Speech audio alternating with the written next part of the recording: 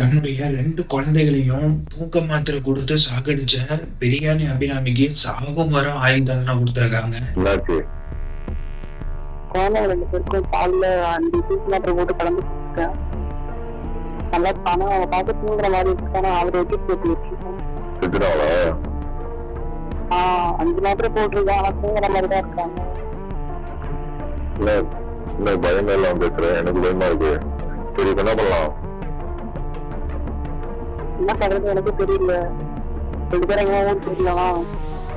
அது நான் ஓடி போட்டு பேசணும் என்ன பிளான் பண்ணேன். ஹவுஸ் ஓனர் இருக்காங்களா பாரு.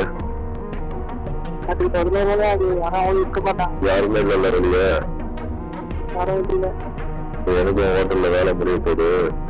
முடிஞ்சிச்சு நான் வரேன். வீட்டுக்கார வருவாராப்போ? வருவாரா என்னன்னு தெரியல எனக்கு.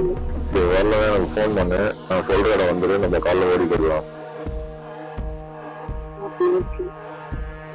கேக்குதா இல்லையா? கேக்குது. பைட்டா பெரிய பெரிய முடிக்காத. லைட்ல ஆஃப் பண்ணி வை. என்ன பொறுத்தளவுல இவளுக்கு தூக்கு தண்டனை கூட கொடுத்துருக்கலாம். பட் ஆயுள் தண்டனை கொடுத்துருக்காங்க. இத பத்தி கமெண்ட் பண்ணுங்க. அது மட்டும் இல்லாம அவளுடைய தம்பி சாகுறதுக்கும் இவ தான் காரணமா இருந்திருக்கா. அதை பத்தி தான் இன்னைக்கு நம்ம ஃபுல் டீட்டெயிலா பார்க்க போறோம். வாங்க பார்க்கலாம்.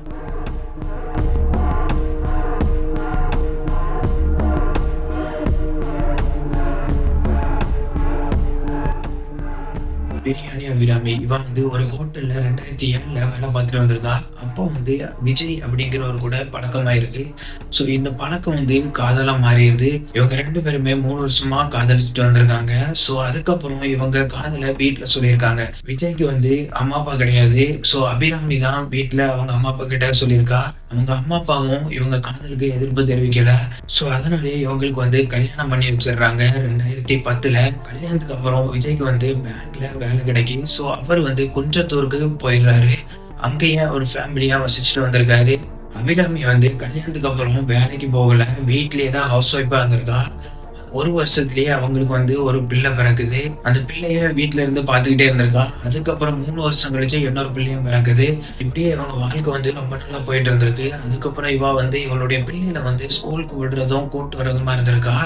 டிக்டாக் வர்ற வரைக்கும் இவன் வந்து நல்லா தான் இருந்திருக்கா. டிக்டாக் வந்ததுக்கு அப்புறம் டிக்டாக்ல வீடியோ போடுறதும், அந்த பாட்டுகளுக்கு டான்ஸ் ஆடுறதும், டைலாக்களுக்கு வசனம் பேசுறதும், இப்படியே இவ வந்து டைம் பாஸ் பண்ணிட்டே இருந்திருக்கா. அதுக்கப்புறம் 2017 இவ வந்து குடும்பத்தோட ஒரு பிரியாணி கடைக்கு சாப்பிட போயிருக்கா. அங்கதான் மீனாட்சி சுந்தரத்தை பார்த்திருக்கா. மீனாட்சி சுந்தரத்தோட இவளுக்கு வந்து பழக்கமாகுது. அந்த பழக்கம் வந்து நாளடைவுல கள்ளத்தொடர்பாவே மாறிடுது. இவங்க 2 பேரும் அடிக்கடி வீட்டுல தனியா சந்திக்கிறதும், அடிக்கடி வெளியே போறதுமா வந்துட்டு இருந்திருக்காங்க. இது வந்து கணவர் விஜய்க்கு வந்து தெரிய வருது. அக்கம் பக்கத்துல வந்து பேச ஆரம்பிச்சிருக்காங்க. அப்போ வந்து இவருக்கு தெரிய வந்திருக்கு. ஸோ அதனாலேயே இவர் வந்து அவகிட்ட கேட்டிருக்காரு, என்ன இப்படி பேசுறாங்களே அப்படின்னு கேட்டிருக்காரு. காதலிச்சு கல்யாணம் பண்ணதுனாலயே இவர் வந்து பொலைட்டா தான் பேசியிருக்காரு. அவட்ட கேட்டிருக்காரு. பட் அவ வந்து முன்னுக்கு பிறந்தா பதில் சொல்லியிருக்கா. நான் வந்து அப்படி போகலையே, அப்படி இருக்கலையே அப்படின்னு சொல்லியிருக்கா. பக்கத்துல பேசிக்கிறாங்களம்மா அப்படின்னு சொல்லி அவளை வந்து கொஞ்சம் கண்டிச்சா விட்டுருக்காரு. பட் அவன் வந்து அதை பத்தி கொஞ்சம் கூட கேர் பண்ணல. இவன் வந்து மீனாட்சி சுந்தரத்துக்கிட்ட பேசிக்கிட்டே தான் இருந்திருக்கா. வெளியவும் போயிட்டு வந்திருக்கா. இப்படி விஜய்க்கு தெரிஞ்சு போனதுனால இவ வந்து மீனாட்சி சுந்தரத்துக்கிட்ட சொல்லியிருக்கா, என் புருஷனுக்கு வந்து தெரிஞ்சுட்டு அப்படின்னு சொல்லியிருக்கா. ஸோ மீனாட்சி சுந்தரம் என்ன சொல்லியிருக்கான் அப்படின்னா, என் கூட வந்துரு அப்படின்னு சொல்லியிருக்கான். இவ வந்து மீனாட்சி சுந்தரத்து வீட்டுல போய் இருந்திருக்கா. அப்போ கணவர் வந்து வேலையை முடிச்சுட்டு, பேங்க் வேலையை முடிச்சுட்டு வீட்டுக்கு வந்து பார்த்திருக்காரு. வீட்டுல வந்து அபிராமி இல்ல. ஸோ பிள்ளைங்கிட்ட கேட்டிருக்காரு, அம்மா வந்து எங்க போனா தெரியல அப்படின்னு சொல்லியிருக்காங்க. அதுக்கப்புறம் பக்கத்துல பார்த்திருக்காரு, எங்கேயுமே காணல. அப்புறமா அபிராமி வீட்டுக்கு போய் பார்த்திருக்காரு. அபிராமி அங்கேயும் இல்லை. ஸோ உடனே இவருக்கு வந்து டவுட் ஆகுது. இந்த மீனாட்சி சுந்தரத்து வீட்டுக்கு போய் பார்க்கணும் அப்படின்னு சொல்லிட்டு அங்க போயும் பார்த்திருக்காரு. அங்கதான் அவ இருந்திருக்கா. ஸோ உடனே அவர் வந்து வீட்டுக்கு கூப்பிட்டு பார்த்திருக்காரு. பட் அவ வரவே இல்லை. ஸோ என்ன பண்றாரு அப்படின்னா, அபிராமியோட அப்பா அம்மாவை கூப்பிடுறாரு. ஸோ அவங்க வந்து இவளை வந்து கன்வின்ஸ் பண்ணி, உனக்கு வந்து 2 குழந்தைகள் இருக்கு, நீ வந்து இப்படி பண்றது ரொம்ப தப்புமா அப்படின்னு சொல்லி அவளை வந்து வீட்டுக்கு கூப்பிட்டு வராங்க. இவ வீட்டுக்கு கூப்பிட்டு வந்ததுக்கு அப்புறமும் இவளுடைய நினைப்பு ஃபுல்லா மீனாட்சி சுந்தரத்து மேலதான் இருக்கு. அதுக்கப்புறமும் அவ வந்து கண்டினியூவா அவங்கிட்ட பேசிக்கிட்டே தான் இருக்கா. பட் கணவர் விஜய் வந்து இவ வந்து ஓடி போனா கூட இவளை வந்து திரும்பவும் ஏத்துக்கிட்டு 2 குழந்தைகளுக்காக வாழ்ந்துகிட்டே வந்திருக்காரு. பட் அபிராமி வந்து மீனாட்சி சுந்தரத்துக்கிட்ட பேசுறத நிப்பாட்டவே இல்லை. என்ன பண்ணலாம் அப்படின்னு அவங்க வந்து பிளான் பண்ணிக்கிட்டே இருந்திருக்காங்க. நம்ம வந்து ஓடி போனா நம்ம பிள்ளைகள வச்சு பிளாக்மெயில் பண்றாங்க. ஸோ நம்ம பிள்ளைகள வந்து கொலை பண்ணிட்டோம் அப்படின்னா, நம்ம வந்து ஈஸியா தப்பிச்சிரலாம் அப்படின்னு சொல்லி மீனாட்சி சுந்தரம் வந்து அவகிட்ட சொல்லியிருக்கான் அபிராமி கிட்ட. அபிராமி வந்து ரொம்ப யோசித்து பார்த்துருக்கா. ஸோ நமக்கு வேற வழியே இல்ல. நம்ம பிள்ளைகள வந்து கொலை பண்ணிரலாம் அப்படின்னு சொல்லி அவ வந்து என்ன பண்ணியிருக்கா அப்படின்னா, ஆகஸ்ட் 31 நைட் அன்னைக்கு விஜய்க்கு வந்து ஓவர் டைம் வேலை இருந்ததுனால, அவர் வந்து பேங்க் வேலையிலிருந்து வரவே இல்ல. ஏன்னா மந்த் எண்ட்ல கொஞ்சம் வேலை இருக்கிறதுனால அவர் அங்கேயே இருந்திருக்காரு. ஸோ இவ என்ன பண்ணியிருக்கா அப்படின்னா, அவளுடைய 2 பிள்ளைகளுக்கும் தூக்க மாத்திரைய பிள்ளைகளுக்கு கலந்து கொடுத்துருக்கா. 4 வயசான பாப்பா வந்து தூக்க மாத்திரைனாலேயே இறந்துடுறா. பட் பையனுக்கு 7 வயசு ஆகுறதுனால அவன் வந்து சாகாமயே இருந்திருக்கான். ஸோ இவங்க 2 பேரும் பேசிட்டு இருந்திருக்காங்க. என்ன பண்ணலாம் அப்படின்னு பேசுறாங்க. ஸோ இவன் வந்து என்ன சொல்றான் அப்படின்னா, அவங்க மூஞ்சில வந்து தலவாணிய வச்சு அமுக்கி கொன்று, அதாவது அந்த சின்ன பையன் மூஞ்சில வந்து தலவாணிய வச்சு அமுக்கி கொன்று அப்படின்னு சொல்றான். மனசாட்சி கொஞ்சம் கூட இல்லாம அவனுக்கு கொஞ்சம் கூட உறுத்தல, இவளுக்கும் கொஞ்சம் கூட உறுத்தல கள்ள காதல்னால. இவ என்ன பண்றா அப்படின்னா, அவனுடைய பிள்ளைய தலவாணிய மூச்சில வச்சு கொலை பண்றா.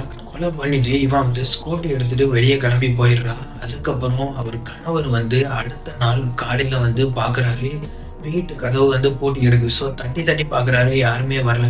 ஸோ இவர் என்ன பண்றாரு அப்படின்னா, பக்கத்துல போய் கேட்டு பாக்குறாரு, என்னுடைய மனைவியை பாத்தீங்களா அப்படின்னு கேக்குறாரு. பட் யாருமே பார்க்கல அப்படின்றாங்க. இவர் என்ன நினைச்சிருக்காரு அப்படின்னா, ஒருவேளை கடைக்கு போயிருக்கலாம் அப்படின்னு நினைச்சிருக்காரு.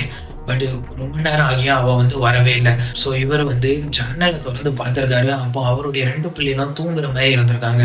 ஸோ இவர் வந்து என்ன பண்றாரு அப்படின்னா, கதவை உடைச்சிட்டு உள்ள போய் பார்க்குறாரு. அவருடைய 2 குழந்தைகள் வாயிலையும் நுர நுறையா தள்ளியிருக்கு. ஸோ உடனே இவர் வந்து ஹாஸ்பிட்டலுக்கு அந்த 2 குழந்தைகளையும் எடுத்துட்டு போறாரு. எடுத்துட்டு போய் பார்க்குறாரு. பட் அங்க ஹாஸ்பிட்டல்ல சொல்றாங்க, உங்க குழந்தைகள் இறந்து ரொம்ப நேரம் ஆகுது அப்படின்னு இப்ப சொல்றாங்க. ஸோ அவர் வந்து கேட்கிறாரு, எப்படி என் குழந்தைகள் வந்து இறந்தாங்க அப்படின்னு கேட்கிறாரு. அதுக்கப்புறம் அந்த குழந்தைகளுக்கு பிரேத பரிசோதனை பண்றாங்க. அப்போ வந்து பால்ல வந்து தூக்க மாத்திரை கலந்து கொடுத்துருக்காங்க அப்படின்னு டாக்டர்கள் சொல்றாங்க. ஸோ உடனே இவர் வந்து போலீஸ்ல போய் சொல்றாரு. ஸோ போலீஸ்காரங்களும் உடனே அந்த ஸ்பாட்டுக்கு வராங்க. அங்க வந்து விசாரிக்க ஆரம்பிக்கிறாங்க. இவர்கிட்ட விஜய் கிட்ட தான் ஃபர்ஸ்ட் விசாரிக்கிறாங்க, எப்படி ஆச்சு அப்படின்னு கேட்கிறாங்க.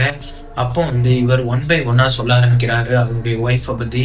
ஸோ போலீஸ்காரங்களுக்கு இந்த அபிராமி மேலதான் டவுட் ஆகுது. உடனே அபிராமி இவ வந்து எங்க போயிருக்கா அப்படின்னு சுத்தி உள்ள கேமராக்கள், வீட்டுல உள்ள கேமராக்கள் எல்லாத்துலயும் பாக்குறாங்க. அப்போ வந்து அவ வந்து என்ன பண்ணியிருக்கா அப்படின்னா, பக்கத்து தெருவுலயே ஒரு கடையில போய் அவளுடைய நகையை அடக்க வச்சுட்டு அங்க இருந்து கிளம்பி போயிருக்கா. ஸோ போலீஸ்காரங்க கன்ஃபார்ம் பண்றாங்க, இவ தான் ஏதோ ஒண்ணு பண்ணியிருக்கா அவளுடைய குழந்தைய அப்படின்னு சொல்லி அவளை வந்து ட்ராக் பண்றாங்க. ட்ராக் பண்ணதுல கோயம்பேடு பஸ் ஸ்டாண்ட்ல அவ இருந்திருக்கா. செப்டம்பர் 2 கோயம்பேடு பஸ் ஸ்டாண்ட்ல இந்த 2 பேரையும் அரெஸ்ட் பண்றாங்க. அதாவது இவளையும் மீனாட்சி சுந்தரம் அவளுடைய கள்ளக்காதலனையும் அரெஸ்ட் பண்றாங்க. அரெஸ்ட் பண்ணி இவளை வந்து விசாரிக்கிறாங்க. விசாரிக்கும் போது இவ என்ன சொல்றா அப்படின்னா, நான் வந்து கொலை பண்ணல அப்படிங்கிற மாதிரி ஃபர்ஸ்ட் சொல்லியிருக்கா. அதுக்கப்புறம் அவங்க வந்து விசாரிக்கிற முறையில விசாரிக்கும் போது 2 பேருமே ஒத்துக்கிறாங்க. நான் எங்க காதலுக்கு வந்து இவங்க வந்து இடையூறா இருந்ததுனாலதான் இந்த 2 குழந்தைகளையும் நாங்க கொலை பண்ணோம் அப்படின்னு சொல்றாங்க. இவங்க 2 பேருமே அரெஸ்ட் பண்ணி புழல் ஜெயில போடுறாங்க. இப்பதான் இவங்களுக்கு வந்து தீர்ப்பு வந்திருக்கு. சாகும் வரை ஆயுள் தண்டனை கொடுத்திருக்காங்க கோர்ட்ல. அது மட்டும் இல்லாம இவங்க வந்து துப்பட்டாவை போட்டுட்டு வந்திருக்காங்க கோர்ட்டுக்கு. அப்போ ஜட்ஜி வந்து, இவங்களுக்கு எதுக்கு துப்பட்டாவை கொடுக்குறீங்க, இவங்க வந்து இதனால சாகிறதுக்கும் வாய்ப்பு இருக்கு, துப்பட்டனால தூக்கம் போடலாம் அப்படிங்கிறதுனால இவங்களுக்கு துப்பட்டாவே நீங்க கொடுக்க கூடாது அப்படின்னு சொல்லியிருக்காங்க. அது மட்டும் இல்லாம கோர்ட்ல வந்து இவங்க வந்து கெஞ்சிருக்காங்க, எங்க ஃபேமிலி இருக்கு, எனக்கு வயசான அப்பா அம்மா இருக்காங்க, எங்களை வந்து விட்டுருங்க அப்படின்னு சொல்லியிருக்காங்க. அப்போ ஜட்ஜி வந்து சொல்லியிருக்காங்க, நீங்க இவ்வளவு கொடூரமா பச்சை குழந்தைகளை கொலை பண்ணிட்டு இதுல வந்து விடுதலை வர கேட்குறீங்களா, உங்களுக்கு வந்து கிடையவே கிடையாது, மன்னிப்புங்கிறது கிடையவே கிடையாது அப்படின்னு சொல்லி இவங்களுக்கு வந்து ஆயுள் தண்டனையை கன்ஃபார்ம் பண்ணியிருக்காங்க. இந்த அபிராமினால இவளுடைய வாழ்க்கை மட்டும் சீரழில, இவளுடைய குடும்பமே சிறந்துட்டு, இவளுடைய தம்பி பிரசனை வந்து ரொம்ப நல்ல பையனா தான் இருந்திருக்கான். அவன் வந்து ஒரு பிள்ளைய லவ்வும் பண்ணிட்டு வந்திருக்கான். அவன் வந்து கொரோனா டைம்ல பல பேருக்கு ஹெல்ப் பண்ணதா பக்கத்துல சொல்லியிருக்காங்க. இவன் வந்து லவ் பண்ணிட்டு இருந்ததுனால இவனுடைய லவ்வ பத்தி வீட்டுல சொல்லி கல்யாணத்துக்கு அரேஞ்ச் பண்ணியிருக்காங்க. அப்பதான் இவன் லவ் பண்ண வீட்டுல இருந்து விசாரிச்சிருக்காங்க. விசாரிக்கும் போது இவனுடைய அக்கா தான் பிரியாணி அபிராமின்னு தெரிஞ்ச உடனே இந்த கல்யாணத்தையே ஸ்டாப் பண்ணியிருக்காங்க. ஸோ இதனாலேயே மனம் உடைஞ்சு போன பிரசனை வந்து வீட்லயே தூக்கு போட்டு இறந்திருக்காரு. ஸோ இதை பத்தி கொஞ்சம் கூட அபிராமிக்கு கவலையே இருந்தமே தெரியல. அவ கோர்ட்டுக்கு வரும்போதே நெயில் பாலிஷ் எல்லாம் போட்டுட்டு மேக்கப் போட்டுட்டு வந்தமே வந்திருக்கா. ஜெயிலெல்லாம் இவளுக்கு வந்து எப்படி அதெல்லாம் கிடைக்குது அப்படின்னு இப்போ வரைக்கும் எனக்கு தெரியல. ஜெயிலேயே மேக்கப் அலங்காரங்கள் எல்லாமே கிடைக்குமா அப்படின்னு எனக்கு தெரியல.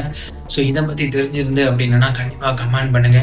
இந்த கேஸை பத்தி நீங்க என்ன நினைக்கிறீங்க அப்படிங்கிறதையும் மறக்காம கமெண்ட் பண்ணுங்க. இவாளுக்கு என்ன தண்டனை கொடுக்கலாம் அப்படிங்கிறதையும் சொல்லுங்க. இந்த மாதிரி கிரைம் ஸ்டோரிஸ் பத்தி உங்களுக்கு வந்து தெரிஞ்சுக்கணும் அப்படின்னா நம்மளுடைய சேனலை மறக்காம சப்ஸ்கிரைப் பண்ணுங்க. இந்த வீடியோவை ஷேர் பண்ணுங்க. நன்றி, வணக்கம்.